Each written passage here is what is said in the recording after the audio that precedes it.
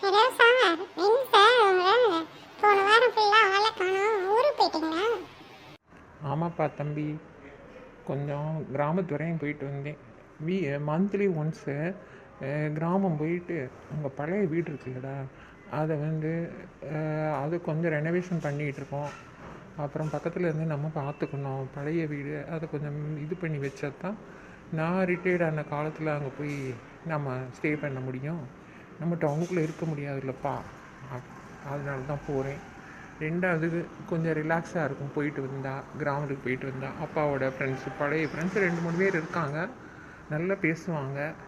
அவங்களெல்லாம் பார்த்தா எனக்கு அப்பாவோட ஞாபகம் வரும். அதனால் போயிட்டு வரேன். ஓகே சார், நல்ல விஷயம் தானே சார். அதனால உங்களுக்கு மனசு ரொம்ப கொஞ்சம் ரிலாக்ஸாக இருக்கும். அதனால ஒன்றும் இல்லை சார். ஆமாப்பா தம்பி, அவங்க பழசெல்லாம் அப்பா காலத்தில் நடந்ததெல்லாம் அவரும் திண்ணியில் வந்து உட்காந்து அவர் ரிலாக்ஸாக என்கிட்ட சொல்லிக்கிட்டே இருப்பார். அது கேட்கும்போது நமக்கும் ஒரு மனசில் வந்து நம்ம அந்த வாழ்க்கை வாழ முடியல, அந்த வாழ்க்கைக்கு நம்ம போய் நம்ம ஒரு இமேஜினில் அதை பார்த்துட்டு சந்தோஷப்பட்டுக்குவோம். அதுதான், வேற ஒன்றும் இல்லை. ஒவ்வொரு நேரம் ஒவ்வொரு நிகழ்வுகளை சொல்வார். இந்த தடவை போயிருந்தப்ப ஒரு விஷயம் சொன்னார். எனக்கு கேட்டு சிரிப்பு ஒரு பக்கம் வருது. ஆனால் பரவாயில்ல, அந்த காலத்தில் இப்படிலாம் இருந்திருக்காங்களே அப்படின்ற ஒரு சந்தோஷம். அவங்க வாழ்க்கையை நம்ம வாழ முடியாது அப்படின்னு. அதாவது என்னன்னு கேட்டிங்கன்னா, எங்கள் அப்பாவும் இன்னொரு 2 பேரும் ரொம்ப க்ளோஸ் ஃப்ரெண்டு. அதில் இந்த இன்னொருத்தருக்கு வந்து ஒரு பேட் ஹேபிட் என்னென்னா, அடுத்தவங்களை வந்து தான் சொல்கிறத நம்ப வைக்கிறது. அவங்க வந்து இவர் சொல்கிறத நம்பி அவங்க அதை செய்யும்போது அதை பார்த்து அவருக்கு ஒரு அலாதியான சந்தோஷம் இருக்கும் பொழுது. பரவாயில்ல, நம்ம சொன்னதை நம்பி செய்கிறாங்களே அப்படின்னு நினச்சி ஒரு சந்தோஷப்பட்டுக்குவார் போல இருக்குது. அதில் ஒரு மாதிரி அவருக்குது. அப்படி இருக்கல சில நேரங்களில் வந்து எங்கள் அப்பா ஊருக்கும் வெளியே வந்து ஒரு சிவன் கோயில், பெரிய கோயில் இருக்குது. நடுவில் ஒரு பெரிய கம்மா இருக்குது. அப்போ இந்த ஊர்லேருந்து அந்த சிவன் கோயிலுக்கு அவங்க பிரதோஷமோ இல்லை பூஜை வழிபாடுகளுக்கோ போயிட்டு வருவாங்களாம். நான் ஏதாவது இருந்தது, ஃபங்க்ஷன் இருந்ததுன்னா போயிட்டு இந்த கம்மா வழியாகவே வந்தால் இவங்க ஊருக்கு ஈஸியாக வந்துடலாம். அதை விட்டுட்டு ரோட்டில் சுற்றி வந்தாங்கன்னா கொஞ்சம் தூரம் ஆகும், நேரம் ஆகும். அதனால எனக்கு சில பேர் வந்து சில பேர் வந்து ஒரு 8 மணி 9 மணி இருட்டுக்குள்ளே கம்மாக்குள்ளே நம்ம போவேணாம். ஒன்று பூச்சிப்பட்டு பயம் இருக்கும், ரெண்டாவது எதுக்கு அதுக்குள்ளே கம்மாக்குள்ளே போயிட்டு வந்தோம்னா ஆள் பயில் இல்லாத நேரத்தில் யாராவது கொள்ளையடிக்கிறவங்க ஏதாவது மிஸ்யூஸ் பண்ணிடுவாங்கன்னு பயந்துக்கிட்டு கம்மாக்குள்ளே மோஸ்ட்லி போகிறதில்ல. 80% ஆளுங்க ரோட்டில் வந்து அந்த காலத்துலேயுமே லைட் இருந்ததுனால சுற்றி ரோட்டில் டியூப்லைட் வெளிச்சத்தில் சுற்றி போயிடுவாங்க. அதனால ஆளுங்க போவாங்க, அங்கிட்டு தான் அது போயிடலாம் அப்படின்னு போயிடுவாங்க. சில பேர் வந்து தைரியமானவங்க இதுக்குள்ளே இறங்கி போகிறாங்க. அந்த தைரியமானவங்களை இந்த ஆள் என்ன பண்ணிட்டாரு, எங்கள் அப்பாவோட ஃப்ரெண்டு ஒரு பயமுறுத்தி விட்டார். கம்மாக்குள்ளே ஐயோ கம்மாக்குள்ளே போகாதீங்கப்பா, அங்கே உள்ளுக்குள்ளே அந்த புளிய மரத்தில் நேற்று தான் ஒருத்தன் அதுக்கு தான் செத்துருப்பான். புளிய மரத்தில் அவன் தொங்கிக்கிட்டு செத்தான். இந்த கம்மாக்குள்ளே தண்ணி இருக்கும்போது நிறைய பேர் சூசைட் பண்ணி உள்ளே இருக்காங்க, அந்த ஆவியெல்லாம் தெரியுது. எங்கள் ஊரில் வந்து நிறைய பேர் இதுக்குள்ளே போனவங்களாம் மிட் நைட்டில் போனவங்க, நைட் நேரம் போனவங்களுக்கெல்லாம் பேய் பிடிச்சி ரொம்ப ஆடுறாங்க அப்படின்னு சொல்லி. அந்த காலத்தில் கிராமங்களில் வந்து அந்த என்ன சொல்லுவாங்க, பேய் பிடிச்சி ஆடுறது இதெல்லாம் ஒன்று நம்பிக்கை தானே அவங்களுக்கு. இப்போ தானே நம்ம சைக்காலஜிக்கல் ப்ராப்ளம் எடுத்துக்கிறோம். அப்போ அப்படி இல்லை, பேயின்னு நினைப்போம்.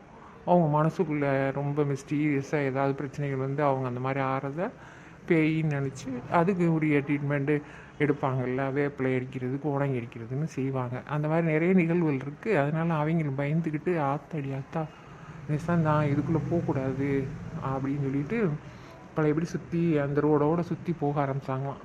அவருக்கு இதில் ஒரு சந்தோஷம். பரவாயில்ல, நம்ம சொல்கிறத நம்பி இவங்க ரோட்டில் போகிறாங்க வேறு, ஆஹா என்ன மாதிரி அப்படி நம்ம நம்ப வச்சுட்டோமே அப்படின்னு ஒரு சந்தோஷம் அவருக்கு. இதை பார்த்துக்கிட்டே இருந்து எங்கள் அப்பாவும் எங்கள் அப்பாவோட இன்னொரு ஃப்ரெண்டும் இவன் எல்லாத்தையும் பயன்படுத்துகிறான்ல, நம்ம இருக்கட்டும் இவனா பயன்படுத்துவோம் அப்படின்னு சொல்லிட்டு இவனை ஒரு வழி பண்ணுவோன்ட்டு இவங்க என்ன பண்ணிட்டாங்க, ஒரு பிளான் பண்ணிட்டாங்க. அந்த கோயிலில் சிவன் கோயிலில் ஏதோ பூஜை நடந்தது, முடிஞ்சு ஒரு 10 மணி இருக்குமா, நவராத்திரி விழா போல் இருக்குது, 10 மணி இருக்கும். அந்த மாதிரி டைமில் கம்மாவுக்குள்ளே வர்றதுக்கு வந்துட்டுருக்காங்க. அப்போ எங்கள் அப்பா சொல்லியிருக்காரு இந்த ஃப்ரெண்டுகிட்ட, நீ இன்றைக்கி எனக்கு உடம்பு முடியலன்னு சொல்லிவிட்டு நீ வீட்டில் இருந்துக்கோ, நான் அவனை கூட்டிகிட்டு கோயிலுக்கு போயிட்டு வர்றேன், வர்ற வழியில் ஒரு கருவேல செடி பெருசாக இருக்குது. அது பக்கத்தில் நல்லா அந்த வேஷ்டி, வெள்ளை வேஷ்டி கட்டுவாங்கல்ல, அந்த வெள்ளை வேஷ்டி அப்படி தலையில் தூக்கி போட்டு இந்த மலைக்கு போட்டு வருவாங்க பாரு இப்படி, அந்த மாதிரி போட்டு வெள்ளை வேட்டியை போட்டுக்கிட்டு அந்த கருவேலஞ்செடிக்கிட்ட நின்று, நீ நல்லா ஒரு பீடியை பற்ற வச்சு குடிடா, அப்படியே அந்த சுருட்டு குடித்த மாதிரி வரும்டா அது அப்படின்னு பிளான் பண்ணி வச்சுட்டு இவங்க கிளம்பிட்டாங்க. முடிஞ்சு வரையில வாங்க கம்மா வழியாக போவோம் அப்படின்னா அவன் தான் அவர் அந்த ஆள் சொல்லியிருக்காரு, அவங்க பயந்தான் வழி போயில நம்மவும் வா அப்படின்னு உள்ளுக்குள்ள கம்மாக்குள்ள இறங்கியிருக்காரு. இறங்கி பாதியில் வந்துட்டு இருக்கும்போது அந்த முட்புதர்கிட்ட வந்தோடனே இவரோட இன்னொரு ஃப்ரெண்டு இவங்க சொன்ன மாதிரி பிளான் பண்ண மாதிரி செஞ்சுட்டாங்க.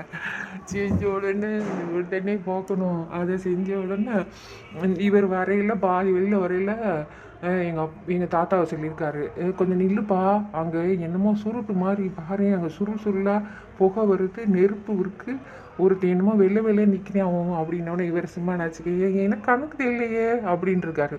உன் கண்ணுக்கு தெரியலையா, எனக்கு தெரியுது அப்படின்ட்டுருக்காரு. அப்போ இவர் சொல்லிருக்காரு, ஏய் நீ தானேடா பேயை பார்க்குறவே, அதனால பேய் உங்கனுக்கு தானடா தெரியும், என் கண்ணுக்கு எங்கடா தெரியும், எங்கடா பேயின்ற நீ வாட்டுங்க அப்படின்னு சொல்லிட்டு, ஐயோ நீ வாட்டுக்கு பேயின்ற என் கண்ணுக்கு தெரியல, வாடா போகும், விழுந்து அடிச்சு ரோட்டு மேலே ஏறி வாடா அப்படின்னு சொல்லி ரோட்டு மேலே ஏறி விழுந்து அடிச்சு ஓடி வீட்டுக்கு போயிட்டாங்க. அவருக்கு காய்ச்சல், நைட்டெல்லாம் காய்ச்சலாம், மறுநாளும் காய்ச்சல். திருப்பி அவரை கூட்டிகிட்டு போய் வேப்பலை அடித்து பேய் பிடிச்சிருக்குன்னு சொல்லி வேப்பலை அடித்து அவருக்கு பைத்தியம் பார்த்துக்கிட்டு இருந்திருக்காங்க. அப்புறம் ஒரு 2 நாள் ஒரு வாரம் வரைக்கும் அவருக்கு அந்த மாதிரி இருந்து அப்புறம் ரிலாக்ஸ் ஆகி போயிருக்காரு. இன்ன வரைக்கும் 2 பேரும் ஒரு ஒப்பந்தம், அவன்கிட்ட எந்த காலத்துலையும் உண்மையை சொல்லிடாதா, அடுத்தவங்களை எப்படி பயமுறுத்தினியா, எவ்வளோ பேர் எவ்வளோ சிரமப்பட்டிருப்பாங்க. இப்போ பாரு, இவன் பயந்துட்டு அதுலேருந்து அவர் அத்தாடி நம்ம எல்லாத்துக்கும் சொன்னோம், நம்மளுக்கே பேய் வந்துடுச்சு அப்படின்ட்டு பயந்துக்கிட்டு அவர் திருப்பி என்ன செய்கிறது, அந்த கம்மாக்குள்ளே போகிறதில்ல, ரோட்டுக்குள்ளேயே சுற்றி போகிறாராம். இவரும் 2 பேரும் ஒரு ஒப்பந்தம், எந்த காலத்துலையும் 2 பேரும் இந்த விஷயத்தை உடைக்கக்கூடாதுன்னு. அவர் சொன்னார், எங்கள் அப்பாவோட ஃப்ரெண்டு சொன்னார், இன்ன வரைக்கும் நானும் உங்கள் அப்பாவும் இந்த விஷயத்தை நாங்கள் யாருக்கிட்டையும் உடச்சி சொன்னதே கிடையாதுப்பா, அவன் சேர்த்து 10 வருஷம் ஆச்சுப்பா, அவன் சீக்கிரம் போயிட்டியா, இன்ன வரைக்கும் அவனுக்கு இந்த விஷயத்த நாங்கள் சொல்லவே இல்லை அப்படின்னு சொல்லி, எப்படி அப்படின்னு சொல்லி சிரிச்சேன். இப்படிலாம் ஆமாம், அப்படிலாம் நிறைய விஷயங்கள் நடக்கும் அப்படின்னு சொல்லி, இன்னும் நிறைய கதை இருக்குது, வா தம்பி ஒன்றுன்னா சொல்கிறேன்னு சொன்னார். ரொம்ப சூப்பராக இருக்கு சார்.